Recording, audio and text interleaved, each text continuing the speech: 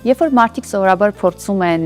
ավելի արագ, ավելի այսպես արհեստական ձևով վերադառնալ դեպի լավը, դեպի նոր նպատակները, դեպի բնականոն ընթացքին, երեք բան են անում։ Նրանք փորձում են մերժել իրենց զգացմունքները, փորձում են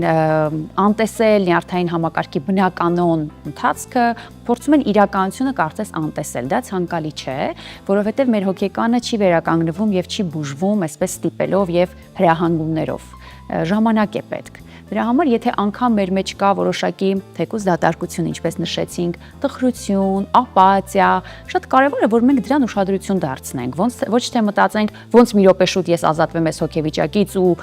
նորից նոր գործունեության շտապեմ, որտեղ լինում է այդպես, մարդկանց մոտ իրականում վատ վիճակ է, իրենք մտածում են, որ ես իրավունք չունեմ վատ լինելու։